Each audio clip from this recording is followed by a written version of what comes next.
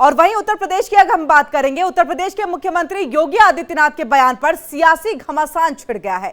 आगरा में इस दिए गए बयान को लेकर के विपक्ष उन पर टूट पड़ा है। असल में उन्होंने एक मूर्ति के अनावरण कार्यक्रम में बोलते हुए बांग्लादेश का जिक्र करते हुए हिंदुओं को एकजुट होकर के रहने की नसीहत दी थी। बहनों और भाइयों, राष्ट्र से बढ़कर के कुछ नहीं हो सकता, कुछ नहीं हो सकता। और राष्ट्र तब सशक्त होगा जब हम एक रहेंगे, नेक रहेंगे, तभी नेक रहेंगे। बटेंगे तो कटेंगे। आप देख रहे हैं ना, बांग्लादेश में देख रहे हो ना, तो वो गलतियां यहां नहीं होनी चाहिए। बटेंगे तो कटेंगे, एक रहेंगे तो नेक रहेंगे, सुरक्षित रहेंगे और समृद्धि की पराकाष्ठा को पहुंचेंगे। हमें विकसित भारत की संकल्पना को साकार करने के लिए कार्य करना है। आगरा के पुराना मंडी चौराहे पर राष्ट्रवीर दुर्गादास राठौर की प्रतिमा का अनावरण करते हुए यूपी के मुख्यमंत्री योगी आदित्यनाथ के इस बयान ने सियासी भूचाल ला दिया है। बांग्लादेश के हवाले से कही गई इस बात का सियासी सब क्या है, इसकी समीक्षा अब हर पार्टी और नेता अपने अपने हिसाब से कर रहा है। लेकिन सावधान, जो यहाँ का खाता है और कहीं और का बजाता है, ये नहीं चलेगा। भारत के अंदर रहना होगा तो रामकृष्ण की जय कहना होगा। मुख्यमंत्री योगी आदित्यनाथ ने अपने बयान में बांग्लादेश का जिक्र जरूर किया, लेकिन विपक्ष समझता है कि इस बयान के जरिए वो उपचुनावों की बिसात बिछाने की कोशिश कर रहे हैं। तभी तो अखिलेश यादव ने उन पर निशाना साधने में देर नहीं की और इस बयान को पार्टी लाइन से अलग और व्यक्तिगत दोनों तरह से गलत करार दिया है। सोशल मीडिया एक्स पर पोस्ट करते हुए अखिलेश यादव ने लिखा, जिम्मेदार लोगों का काम भय से बचना होता है, भय फैलाना नहीं। अगर ये किसी के व्यक्तिगत विचार हैं तो गलत है, और अगर उनके दल के विचार हैं तो और गलत है। बीजेपी राज में बने भय के इस वातावरण में क्या डबल इंजन कहीं दुबक कर जा बैठा है? इसी के साथ अखिलेश यादव ने योगी आदित्यनाथ के बयान वाला वीडियो भी टैग किया है। वैसे अखिलेश की योगी आदित्यनाथ ने सियासी अदावत छिपी नहीं है। यूपी में उपचुनाव को लेकर तैयारियों में जुटी दोनों पार्टियों में बार पलटवार लंबे समय से चल रहा है, जिसकी झलक बीते कुछ दिनों से देखने को मिल रही है। योगी से पहले अखिलेश यादव के निशाने पर डिप्टी सीएम केशव प्रसाद मौर्य भी थे, जो उनके जवाब भी देते रहे। कानून व्यवस्था को लेकर अक्सर अखिलेश योगी सरकार को घेरते आए हैं, लेकिन बीते कुछ दिनों में जिस तरह बेटियों के साथ ज्यादती के मामले में एसपी नेताओं का नाम उछला है, उससे समाजवादी पार्टी को बैकफुट पर ला दिया है। हालांकि अखिलेश ने सरकार पर पलटवार जारी रखा, लेकिन बयान पर संग्राम सिर्फ एसपी तक सीमित नहीं है। योगी के बयान पर एआईएमआईएम के मुख्य असदुद्दीन ओवैसी ने भी वार किया है। ओवैसी ने योगी पर निशाना साधते हुए उनकी सरकार में मुस्लिमों के खिलाफ बिल्डोजर का मुद्दा उठाया, तो वहीं उन पर हेट स्पीच देने का इल्जाम भी लगाया। इतना ही नहीं, फील्ड से यादव और मुस्लिम अधिकारियों को भी हटाने आरोप का लगाकर समाज को बांटने का आरोप भी मढ़ दिया। उन्हीं के राज में लोग बोलते हैं कि मुसलमानों का क्या जेनोसाइड नरसंहार हो, वो खुद हेट स्पीच देते हैं मुसलमानों के बारे में। योगी ने खुद कहा था ठोक देंगे। तो जब वो खुद इस तरह की बातें करते हैं और देश की अखंडता और यूनिटी की बात जब वो करते हैं, तो उनके मुंह से जब इतने सब अनाप शनाप बातें निकलती हैं, फिर वो तो कुछ और ही बात कर रहे हैं। तो बांटेंगे तो कटेंगे, भाई आप ही तो बांट रहे हैं। कौन बांट रहा है? आप ही तो बांट रहे हैं। आप ही ने कहा था कि इस बाई इलेक्शन जो होने जा रहे हैं उसमें मुसलमान और यादव ऑफिसर्स नहीं होना चाहिए। वैसे ये पहला मौका नहीं है जब मुख्यमंत्री योगी आदित्यनाथ के बयान में सुर्खियां बटोरी हो।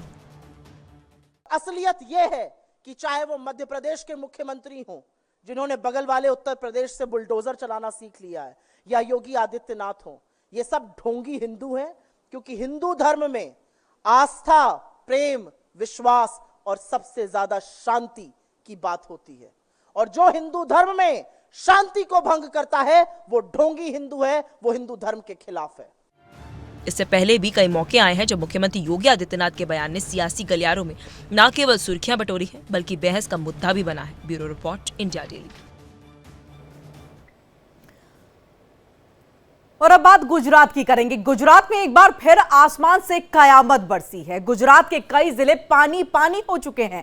अहमदाबाद से लेकर के सूरत तक जल का कहर बरपा हुआ है। तो 28 जिलों में भारी बारिश का अलर्ट जारी है। तो सभी प्राइमरी स्कूलों को बंद रखने का आदेश दिया गया।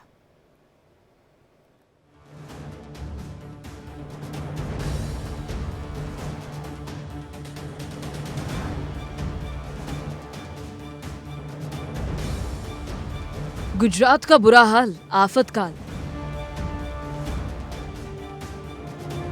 सूरत डूबा, कुदरत की विनाश लीला। पोरबंदर में जल जला, नवसारी तबाह।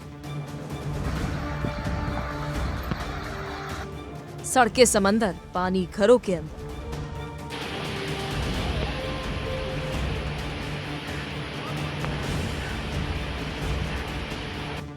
गुजरात पानी पानी, मूसलाधार बर्बादी।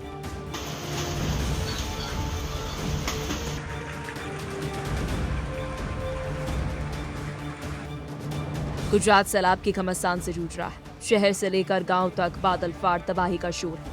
उत्तर से लेकर दक्षिण तक, पूरब से लेकर पश्चिम तक जल प्रलय ने हाहाकार मचा दिया है।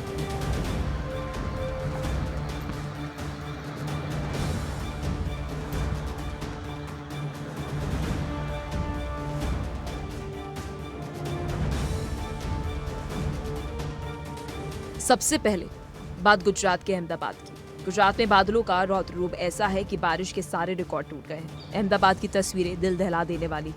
अहमदाबाद में पिछले कई दिनों से बारिश का विध्वंस जारी है। शहर से लेकर गांव तक जैसे जलजला आ गया है। कई इलाकों में हालात बाढ़ जैसे हो गए हैं। जहां तक नजर जा रही है, पानी ही पानी नजर आ रहा है। सड़कों ने दरिया का रूप ले लिया है। तो आशियाने बाढ़ की चपेट में है।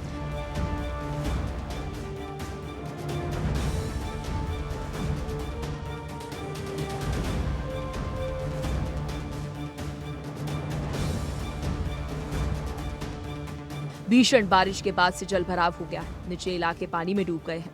पानी के प्रहार की वजह से गाड़ियां रेंग रही हैं। कार लहरों में फंस चुकी है। तो बाइक से सफर करना तो टेढ़ी खीर साबित हो रहा है। भारी बारिश के बीच बाइक में धक्के लगाना बड़ी आफत बन गई है।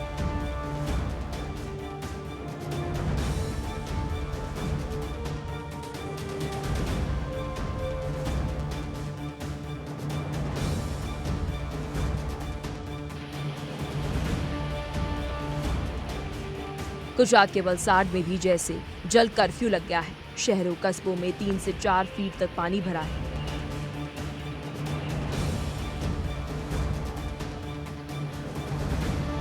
सैलाब संकट से जिंदगी बेबस है। लोग बाढ़ के पानी के बीच गुजर बसर करने को मजबूर हैं। ज्यादा पानी भरने से लोगों के अपनी दुकानें बंद करनी पड़ी। सैलाब की वजह से बुनियादी चीजें खरीदना भी मुश्किल का सबब बन रहा है। वलसाड में इतनी बारिश हुई कि इस इलाके में पानी में डूब गया। कई लोग जल भंवर से फंस गए हैं। इसके बाद एनडीआरएफ की टीम ने मोर्चा संभाला, कई लोगों को सुरक्षित जगह पहुंचाया।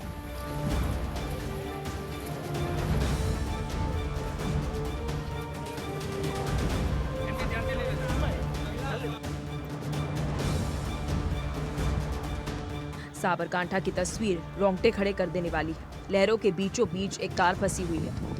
साबरकांठा में नदी का जलस्तर खतरे के निशान को पार कर चुका है। चारों तरफ जलगदर मचा हुआ है। इस सैलाब संकट के बीच कई लोग फंसे हुए हैं। बाढ़ की वजह से ग्रामीण इलाकों की कई सड़कें बंद हो गई हैं।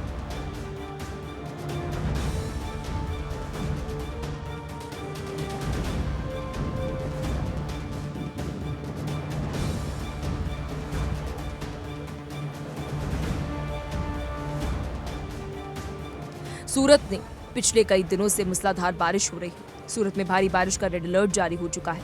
इस वजह से तापी नदी के आसपास वाले इलाके में बाढ़ का खतरा है। लोगों को सुरक्षित जगह तलाशने को कहा गया है।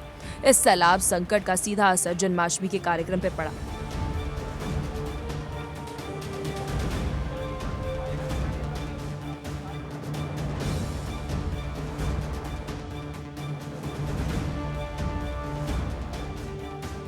मध्य प्रदेश गुजरात में हो रही जोरदार बारिश से गुजरात की लाइफलाइन सरदार सरोवर नर्मदा बांध लबालब होने को है। इसके चलते सोमवार सुबह डैम के 23 गेट खोल दिए गए। पिछले 15 दिनों में ये तीसरा मौका है जब डैम के गेट खोले गए हैं। नदी से सटे सभी गांवों को अलर्ट पर कर दिया गया है।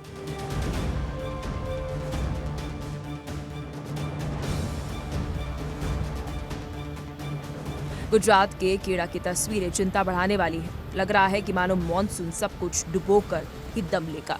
निचली बस्तियों में आना जाना मुश्किल हो गया है। शहर की मुख्य सड़कें जलमग्न है। आलम यह है कि सड़क पर घुटनों तक पानी है। गाड़ियां रेंगती नजर आ रही है। मॉनसून के मूसलाधार अटैक ने शहर में कर्फ्यू लगा दिया है। जो जहां है वही अटक गया है।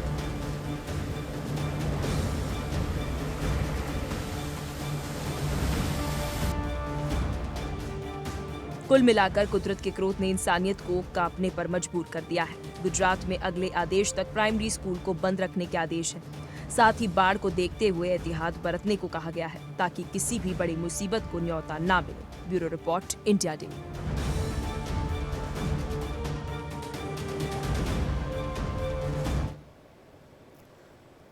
अब तक आपने कई फिल्मों में देखा होगा कि कई सालों बाद बिछड़ा हुआ एक बेटा बड़ा होकर के अपने पिता की तलाश में निकलता है। ऐसा ही एक मामला पंजाब के फतेहगढ़ चूड़िया रोड से भी सामने आया है, जहां एक जापान का रहने वाला लड़का अपने पिता की तलाश करते हुए पंजाब पहुंचाया। जानकर हैरानी होगी कि 20 साल बाद दोनों बाप बेटे का मिलन हुआ। ये भावुक कर देने वाली कहानी जापान के रिन ताकाहाटा की है। रिन ताकाहाटा अपने पिता से मिलने को ललायित था। उसके हाथ में मां और पिता की पुरानी तस्वीर थी। पिता का नाम लिखा हुआ था और उसके पास एक पर्ची थी और उनकी फोटो घर घर दिखाता, सबसे पूछता कि उसके पिता कहां है। जिसके बाद रिन ताकाहाटा का ये प्रयास रंग लाया। मम्मा और दीदी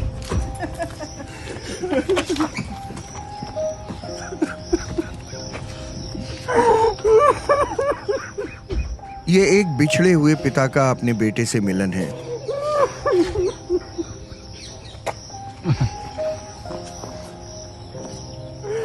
ध्यान से इन सिसकियों को सुनिए। इनमें आपको एक पिता के 20 साल के खामोश इंतजार की आवाज सुनाई देगी।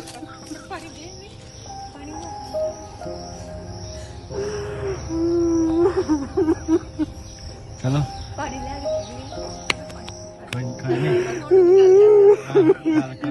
और सुनाई देगा अपने पिता को खोजते हुए 7 समंदर पार से एक बेटे के सफर का संघर्ष।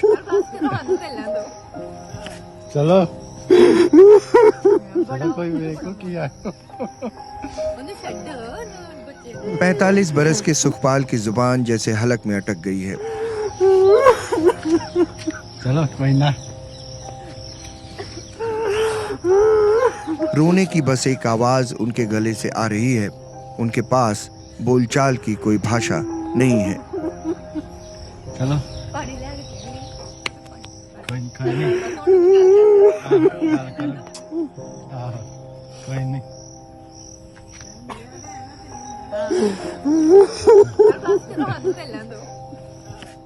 सुखपाल की कहानी सन 2000 में शुरू होती है, जब वे बैंकॉक एयरपोर्ट पर सैशी ताकाहाटा से मिले। सैशी को भारत घूमने आना था और सुखपाल जापान से वापस भारत आ रहे थे। दोनों में दोस्ती हुई जो बाद में परवान चढ़ी और फिर शादी में तब्दील हो गई। साल भर बाद बेटे का जन्म हुआ, लेकिन सुखपाल और सैशी में दूरियां बढ़ने लगीं।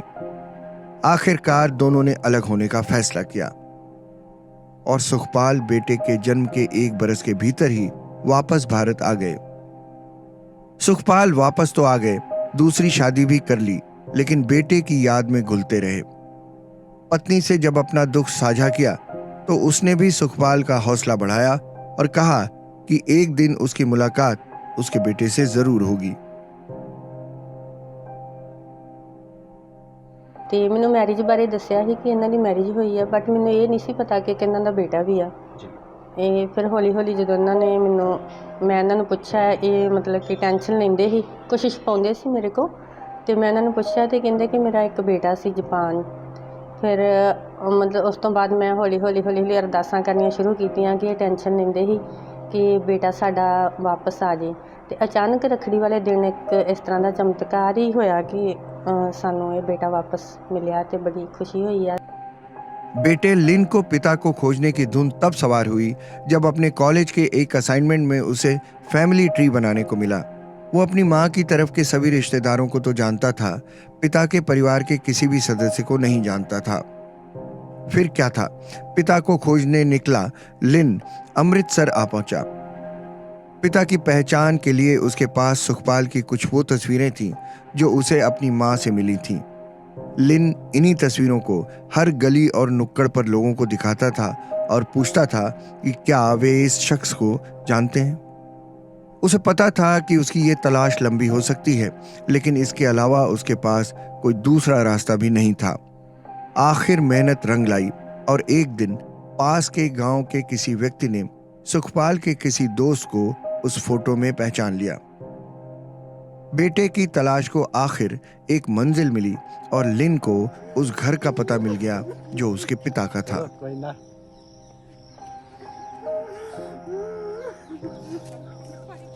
हाँ जी, ये अपना अमृतसर एयरपोर्ट पे उतरा और 18 को उतरा था, 18 अगस्त को, और राखी वाले दिन ये पैदल ही होटल से अपने पुराने घर की ओर गूगल मैप पे इसने हमारा पुराना घर ढूंढ लिया था। इसके पास फोटोग्राफ थी मेरी और सारे डॉक्यूमेंट थे। ये दुकानों पे जा जाके दिखाता था, जो लोग रास्ते में जाते उनको दिखाता था, आपने इनको देखा है, सारी फोटो। और उन फोटो में से मेरे दोस्तों की काफी फोटो थी, मेरी थी। तो अभी उस टाइम शक्लें भी थोड़ी थोड़ी चेंज होगी, लेकिन किसी आदमी ने पहचान लिया कि ये तो हमारे यहाँ के नंगली गांव है साथ ही, वहां के लड़के थे कुछ उस फोटो में। तो उसी फोटो के जरिए फिर ये हमें ढूंढ पाया। सुखपाल की बेटी अवलीन को राखी के दिन दुनिया का बेहतरीन तोहफा मिला और उसने इसका जश्न भाई की कलाई पर राखी बांधकर मनाया।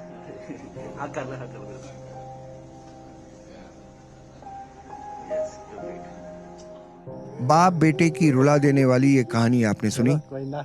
लेकिन इस मार्मिक कहानी में उस माँ को न भूलिएगा जो कहती है कि बेशक ये उसकी कोख से नहीं जन्मा है, लेकिन बेटा उसी का है।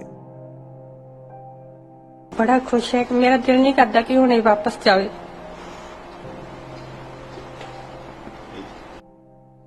अमृतसर की इस कहानी में उस माँ का किरदार बहुत बड़ा है जिसने इस मिलन को न सिर्फ बहुत सहज ढंग से लिया बल्कि उसे अपने कलेजे से भी लगाया। जापान की एक माँ ने अपने बेटे को भारत जाने दिया, ये सोचकर कि वो अब वयस्क है और उसे अपने पिता से मिलने का पूरा हक है। 6000 किलोमीटर दूर पंजाब की भी एक माँ सोचती है कि उसके पति को अपने बेटे से मिलने का पूरा हक है। पर मैनू हुण बेटे नूं वेख के बड़ी खुशी है। मैं नहीं चाहती कि वो वापस जाए। मैनू लगता ही नहीं कि ये बेटा मतलब किसी एदी मदर कोई होर है। मैं चाहती कि बेटा मेरे कोल ही रहे। लेकिन ऐसा नहीं है कि एक पिता को बेटा मिला और बेटे को उसका पिता। इसके अलावा ये कहानी दो माँओं की एक मिसाल की भी है, ममता और सहजता की मिसाल।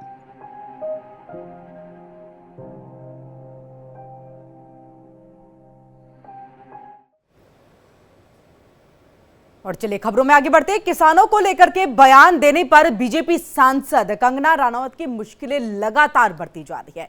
कंगना रनौत के बयान से अब बीजेपी ने खुद को अलग कर लिया है, तो साथ ही पार्टी ने विज्ञप्ति जारी कर आगे किसी भी बयान पर रोक लगा दी है। पार्टी ने विज्ञापन में साफ चेतावनी देते हुए कहा है कि नीतिगत मामलों पर बयान देने के लिए कंगना रनौत अधिकृत नहीं है। बीजेपी का कहना है कि हम सबका साथ, सबका विकास और सबका विश्वास, साथ ही सबका प्रयास के सिद्धांत पर चलते हैं।